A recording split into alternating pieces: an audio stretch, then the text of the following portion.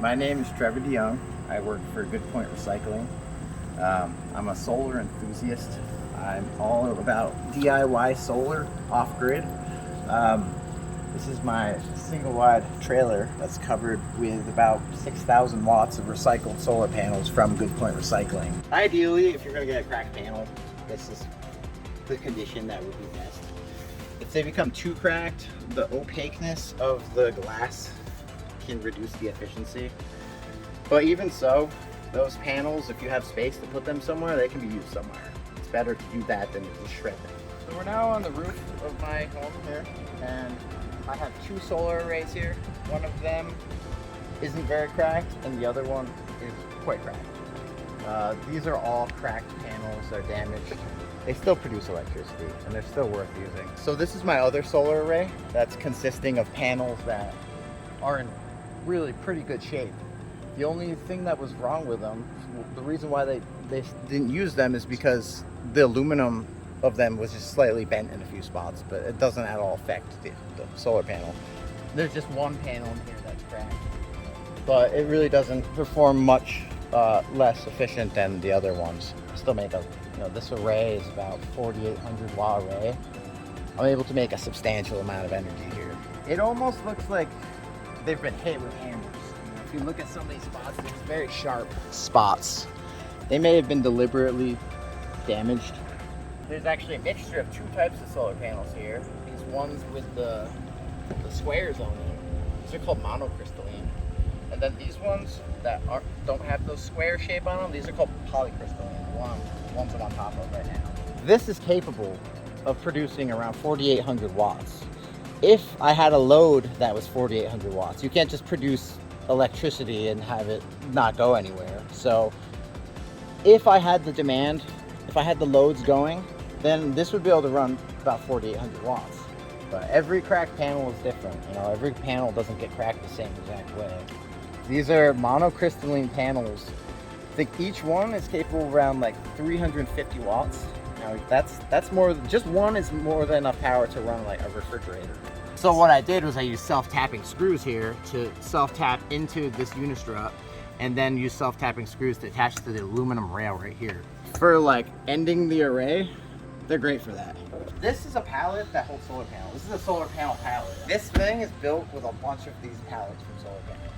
So this whole addition here, to show how I recycle things, most of the wood here came from pallets for solar panels. That's what this board is, this one, the triangle there, and the triangle there. Those were solar panel pallets, and I repurposed them. How the solar system works, we just showed the two arrays up there. So I have up here is these wires right here. That's coming from that array over there, and then we have these wires here. That's coming from the array down there. And what's happening is all that power has to combine somewhere. So we have a homemade photovoltaic combiner box right here. This was some sort of telecom box. Like, it didn't have any purpose for this sort of thing. Like, it wasn't meant for this. So I just gutted it, and I found this ammeter at Good Point. I installed that into it. So this is where all the power combines, and then it comes out through this orange extension cord. It goes to this shut-off box that has fuses inside of it. And then from this box, it goes into this right here. It's called the MPPT solar charge controller. This is like the mediator between your solar panels and your batteries. Without one of these, you can't really have a solar system. This is what controls charging the batteries, which are down here. What we have down here is we have 8 100 amp hour lead acid batteries. I think it's about 10 kilowatt hours of total storage, but with lead acid, you can only use about 50% of that, so it's really more like 5. Alternating current is right here. This is an industrial UPS. It came from Good Point. These are used for backing up data centers. There's different UPSs that are used for backing up different things, but I found if you can get an industrial one like this from like a data center, you can use it as an off-grid inverter. So originally there would have been batteries inside this cavity right here, but what happens is the batteries go bad, and the company will just throw the whole unit out. and start fresh. So we get these all the time in our facility. This is able to take the 48 volts of this massive battery bank, convert it to alternating current, which I then have distributed through my house to go to my air conditioner, refrigerator, TV.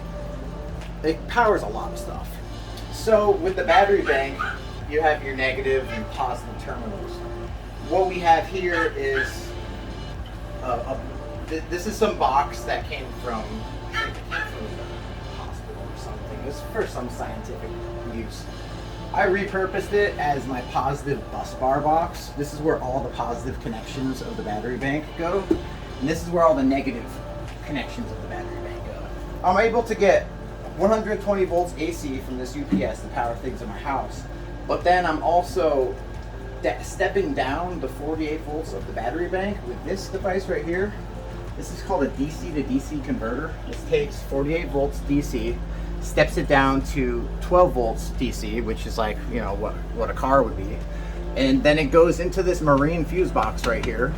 And then from this fuse box, I'm able to power 12 volt devices, such as this 12 volt USB hub that you would use in office or whatever. This is also a DC to DC converter. This takes the 12 volts from here, converts it to 5 volts, and then I'm able to have lights here. What I have for monitoring the power here is, these are called ammeters. They measure current and how much power is coming through. I have one, which this is showing the power coming in from the solar, right? So right now I'm making about 915 watts. And we know that we're completely running off solar because this number right here, this ammeter measures how much current is leaving the battery bank. Because this number right here is at 0, it's telling me that all my power is coming from the solar.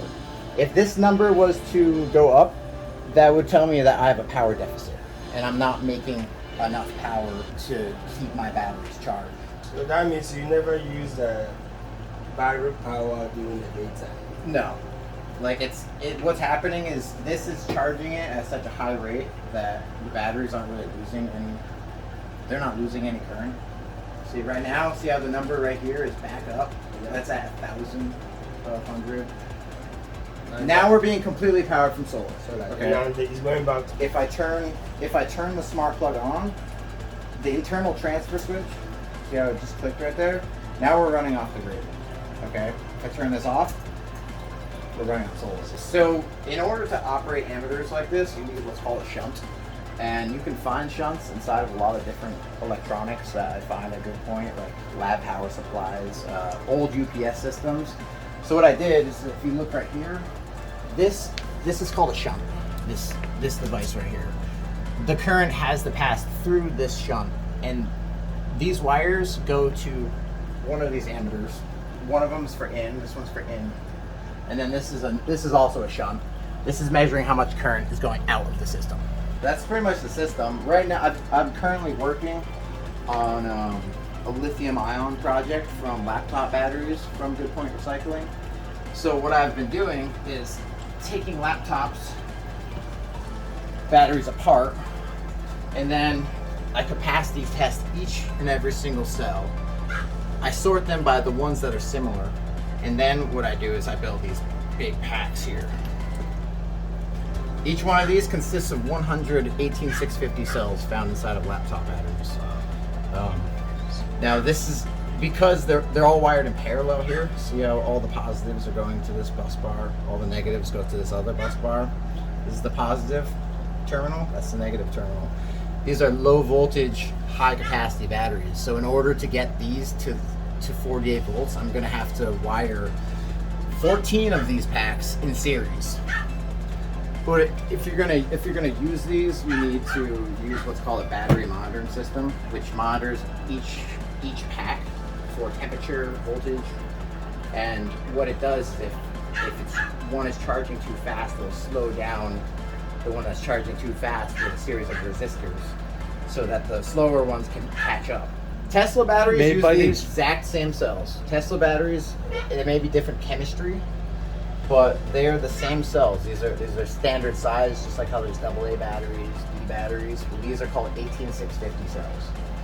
And at Good Point, we get tons of these. We get barrels of them. And you recycle them. But you can repurpose them. You can recycle them.